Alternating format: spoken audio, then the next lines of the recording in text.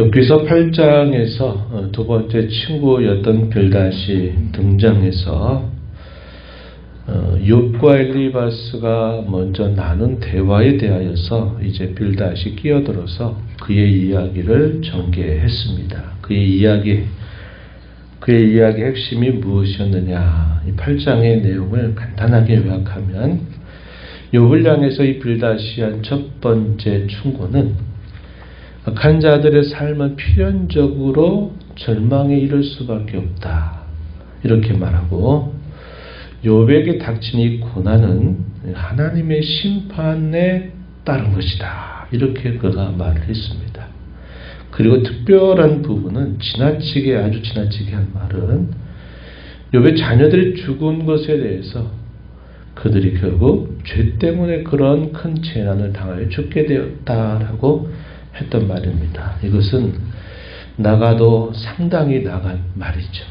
이 사람의 판단의 근거는 결과를 보니까 원인은 그럴 수밖에 없다 한 것에 대한 분명한 자기 확신을 가지고서 이렇게 말을 한 것이죠. 우리가 어제도 쭉 이 친구들의 욥 곁에서 친구들이 하는 역할 두 가지를 우리가 생각해야 된다고 했죠. 하나는 욥의 말을 생각해 보면 하나님이 불의하시다라고 결국 말하는 거 아니냐.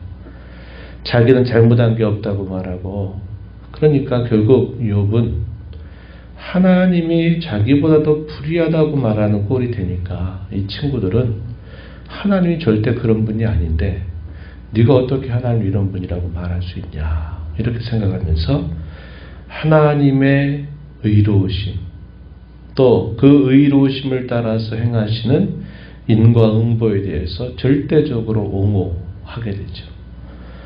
그걸 먼저 옹호하면서 욥을 위로하려고 하니까 네가 잘못했으니 네 잘못에 대해 네가 하나님 앞에 고백하고 네가 하나님 앞에 돌아가는 길밖에 없다. 이것이 이 친구들이 욥에게 해줄 수 있는 위로의 거의 전부였습니다. 욥이 까닭없는 고난을 당할 리가 없다. 이러한 생각을 가지고서 이 욥의 어떤 마음, 그가 지금 닥쳐 있는 그의 상황, 그가 도대체 그 마음 속에서 무엇을 뱉어내고 있는지에 대한 이해와 공감이 전혀 따르지 못하고 있는 모습을 보여주고 있다는 겁니다. 엘리바스보다도 좀 더 직설적이고 좀 더 지나치게 말하고 있는 이 빌닷의 모습이 표현되어 있습니다. 그 빌닷의 말에 대한 욥의 답변이 오늘 우리가 읽는 이 9장 그리고 내일 보게 될 10장에서 이어져요. 욥의 답변의 내용 어떤 내용인가?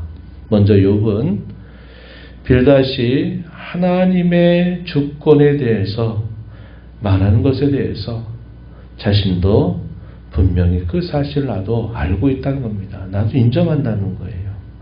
1절부터 12절에 이런 내용은 하나님과 그분의 절대적인 주권에 대해서 나도 그걸 알고 있고 나도 고백하고 있다. 한편으로는 이 빌닷의 말에 대해서 그렇다. 네가 말하는 걸 내가 모르는 거 아니다. 이런 이야기를 하는 겁니다.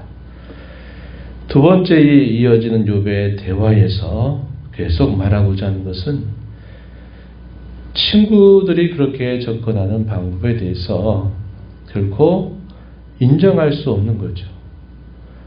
반드시 죄에 대한 징계로서의 고난만 말하는 이 친구들의 말에 대해서는 그걸 인정할 수 없어요. 그럼 그것을 누가 말씀해 주셔야 될까? 하나님께서 말씀해 주셔야 되는데 하나님은 내가 이렇게 간구하고 간절히 찾고 있지만 하나님께서는 내가 계속 침묵하고 계시다. 이런 말을 하는 겁니다. 하나님이 침묵하시는 것에 대하여 욥이 견디지 못하는 그런 그의 심정이 표현되고 있고 자기의 생명이 그래 오래도록 남아있지 않는 것처럼 보이는 고통 속에서 하나님께서 자신의 간구를 들어주시기를 여전히 간절하게 구하는 그런 내용들이 오늘 우리가 읽는 9장의 마지막 부분에서 우리가 확인하게 되죠. 한번 내용을 살펴보시면 먼저 이 빌닷이 하는 말에 대해서 욥도 맞다, 나도 그것을 모르는 바가 아니다 하는 그런 이야기들 12절까지 표현되어 있는데 한번 보시죠. 먼저 2절에 진실로 내가 이 일이 그런 줄을 알거니와 인생이 어찌 하나님 앞에 의로운가, 어떤 인생도 하나님 앞에 의로울 수 없다, 이렇게 하는 말이죠. 사람이 하나님께 변론하기를 좋아한다 할지라도 첫마디 한마디도 대답하지 못할 것이다. 하나님의 절대적인 그의 의로우심 앞에 어떤 인생도 의로울 리 없고 하나님이 하고자 하신 일에 대해서 우리가 뭐라고 말할 수 없다, 이렇게 대답을 하는 것입니다. 친구의 말대로 하나님을 거슬러서 스스로 안악하게 행하게 된다면 형통할 자가 아무것도 없다, 이것은 분명히 맞는 말이다. 4절에서 그렇게 시인을 하는 겁니다. 하나님이 행하신 일이 얼마나 큰 일이고 우리 사람이 헤아릴 수 없는 일인가에 대해서도 그가 역시 고백하고 있습니다. 먼저 땅 위에 행하시는 그분의 역사, 그것에 대해서 말합니다. 6절에 그가 땅을 그 자리에서 움직이시니 그 기둥들이 흔들리도다. 7절은 해를 향해서 해를 명령하여 뜨지 못하게 하시며 별들을 가두시도다. 해와 별들을 주관하시는 하나님. 9절에 보면 북두성과 삼성과 묘성과 남방의 밀실을 만드셨다. 10절에서 측량할 수 없는 큰 일을, 셀 수 없는 귀한 일을 하나님은 행하신다, 이렇게 표현했습니다. 그러면서 12절에 말하기를 하나님께서 빼앗으신다면 누가 막을 수 있겠으며 무엇을 하시냐고 누가 과연 물을 수 있겠느냐. 하나님의 이런 절대적인 주권 앞에 그 어느 누구도 어떠한 말을 할 수 없다 하는 사실을 이야기합니다. 친구들이 하나님에 대하여 말하는 것에 대해서 욥 자신도 그렇다, 하나님 그런 분이신 줄 나도 알고 있다라는 것을 시인하는 겁니다. 그런데 이제 문제는 그 다음이죠. 하나님이 그렇게 행하시는 그 일을 욥에게 적용할 때는 결국 욥이 잘못한 것에 대한 벌을 하나님이 주시는 것이다 라는 부분에 대해서 욥은 받아들일 수가 없다 하는 것이죠. 욥은 계속해서 하나님이 이 모든 상황들을 말씀해 주시기를 바라지만 하나님은 침묵하고 계시다 하는 것이 그에게 참 괴로움으로 느껴지게 된 것을 보여줘요. 11절 말씀에 보면 그가 내 앞으로 지나시나 내가 보지 못하며 그가 내 앞에서 움직이시나 내가 깨닫지 못한다. 하나님이 자신에게 가까이 찾아와 주셔서 뭔가 이 상황을 정돈해 주시기를 바라지만 하나님이 그렇게 하시지 않고 침묵하고 계심에 대하여 그가 괴로워하고 답답해 하는 모습을 표현해 주고 있습니다. 자기가 당한 이 모든 재난에 대하여 하나님이 자신에게 분을 내시는 것처럼 이렇게 그가 생각하게 되는 거죠. 우리가 어제 살펴봤던 것처럼 하나님은 주시기도 하시면서 취하기도 하시는 분이시고 하나님은 복을 주시기도 하시고 화를 주실 수도 있는 분이다. 이렇게 욥은 고백했지만 자신에게 그 후자의 것들, 예를 들어서 하나님이 거두어 가시는 것에 대해서 하나님이 자신에게 언제나 복을 주시는 분이셨는데 그분이 자신에게 화를 주신 것에 대해서는 이 욥이 도무지 감당할 수 없어 하고 왜 그런 일이 자신에게 있는지에 대해서 너무나 알고 싶어 하는 그런 갈망이 있는 것입니다. 그런데 하나님이 침묵하고 계시는 거죠. 욥이 생각했던 하나님이 자신에게 지금 화를 내고 계시다 하는 것은 욥의 오해죠. 오해입니다. 분명한 오해예요. 하나님은 욥에게 화를 내시는 게 결코 아니었습니다. 하나님과 사탄 사이에 사탄이 시험하는 그 일로 인해서 화가 자신에게 미친 것처럼 보이는 것이지 결국 하나님이 그에게 그를 못마땅히 여겨서 하나님 화를 주시는 것은 결코 아닌데 욥은 그 부분에 대해서 오해를 하고 있는 모습을 우리가 보게 되는 것입니다. 더더군다나 하나님이 그런 일에 대하여 자신이 왜 이렇게 그렇게 하시는지 알고 싶어 하는데 하나님이 침묵을 하시니까 그 침묵이 너무나 괴로운 겁니다. 친구들은 계속 몰아붙이고 자신 아니라고 말하지만 친구들은 또다시 더 강한 어조로 네가 하는 말이 뭐가 맞다고 말하냐, 틀렸다고 또 조여오고 자신이 어떤 말을 해도 친구들이 그 말을 공감하고 이해하지 못하니까 하나님을 더 간절하게 찾는데 하나님이 침묵하고 계시다 하는 사실이 그를 더욱더 힘들게 한다 하는 것을 우리가 보게 됩니다.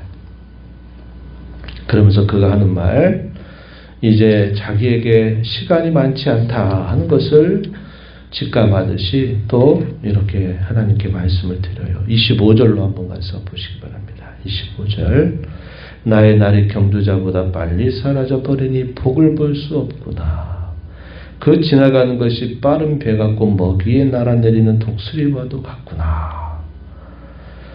배가 잠깐 천천히 가는 것처럼 보이는데 조금 지나서 보니까 한참을 앞에 나가고 있는 모습을 보거나 높이 있는 독수리가 딱 멀리서 먹잇감을 딱 보고 난 다음에 그 먹잇감을 향해서 아주 빠르게 날아오는 그것처럼 자기의 생명이 이렇게 빠르게 지나가고 있다. 이렇게 하나님 앞에 고백을 하고 있어요. 이렇게 고백하면서 그가 하나님 앞에 간절하게 구하는 게 뭘까요? 하나님의 대답입니다. 하나님의 대답.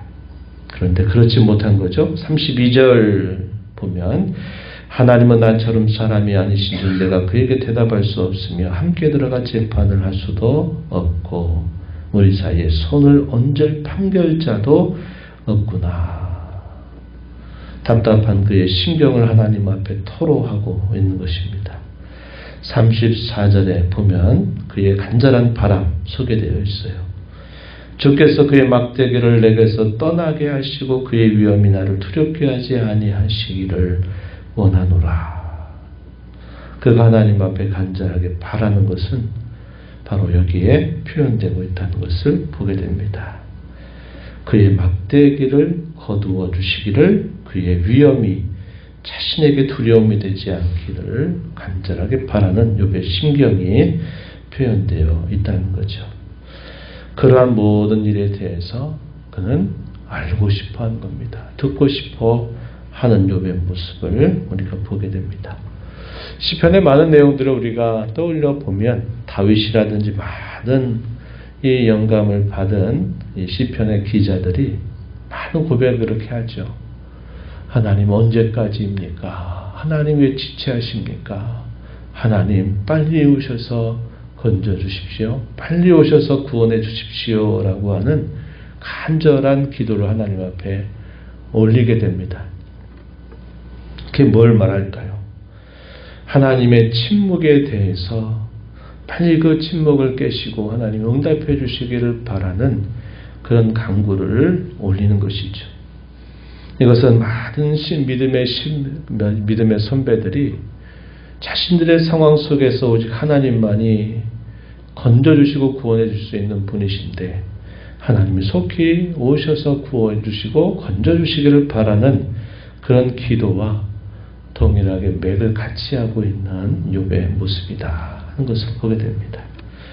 여러분이 고난이라고 하는 걸 통해서 이런 경험들을 하게 되는 거죠. 이것은 어쩌면 그 전에 그가 겪어보지 못한 새로운 그런 현실이고 매우 낯선 그런 현실이었을 것입니다. 그러나 그것들은 결국 모든 믿음의 사람들이 하나님만이 자신의 구원이 된다고 할 때에 이렇게 간절하게 탄식하며 하나님 앞에 올리는 기도와 같은 모습임을 우리가 알게 된 것입니다.